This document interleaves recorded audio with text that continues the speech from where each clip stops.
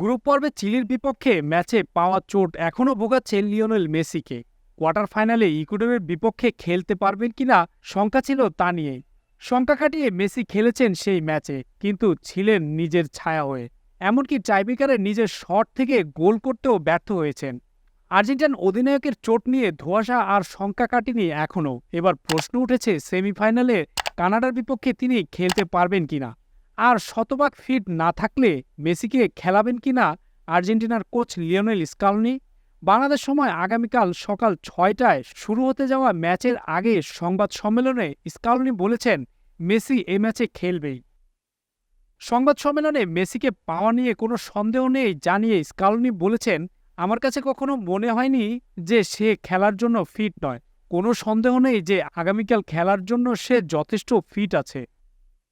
এদিকে কোয়ার্টার ফাইনালে ম্যাচে ডি মারিয়াকে রাখা না হলেও সেমিফাইনালে কানাডার বিপক্ষে তাকে নিয়েই একাদশ সাজানোর পরিকল্পনা নিয়েছে লিওনেল স্কালোনি। সেমিফাইনালে আক্রমণাত্মক কৌশল নিয়ে মাঠে নামার ইঙ্গিত দিয়েছে কানাডা, যার কারণে বেশ সতর্ক অবস্থানে আলবিসেলেস্তাদের টিম ম্যানেজমেন্ট। এবারের কোপা আসরে রীতিমতো উঠছে ডিফেন্ডিং চ্যাম্পিয়ন আর্জেন্টিনা। এ পর্যন্ত কোনো ম্যাচে হার নেই মেসি আলভারেজদের। সেমিফাইনালে কানাডার বিপক্ষে নামার আগে নিউ জার্সিতে প্রস্তুতি নিচ্ছেন লিওনেল স্কালোনির শিষ্যরা। এবারে প্রথম কোপায় অংশ নিয়েছে কানাডা, তবে নিজেদের তুলনায় কম শক্তিশালী দল হলেও প্রস্তুতিতে কোনো ছাড় দিতে চান না স্কালোনি। ম্যাচের আগে সব ফুটবলারদের ঝাঁঝিয়ে নিচ্ছেন তিনি। ১৬তম শিরোপা জয়ের লক্ষ্যে নিজেদের পূর্ণাঙ্গ শক্তি নিয়েই মাঠে নামবে আকাশী নীল। কানাডার বিপক্ষে এই ম্যাচে একাদশে রাখা হবে ডি মারিয়াকে। কোয়ার্টার ফাইনালে ইকুয়েডরের বিপক্ষে ম্যাচে একাদশে রাখা হয়নি তাকে। ২ ম্যাচ পর আবারও মারিয়াকে শুরুর একাদশে রাখার পরিকল্পনা নিয়েছে ম্যানেজমেন্ট। কানাডার বিপক্ষে গ্রুপ পর্বের ম্যাচে ছিলেন ৩৬ বছর বয়সী এই ফুটবলার।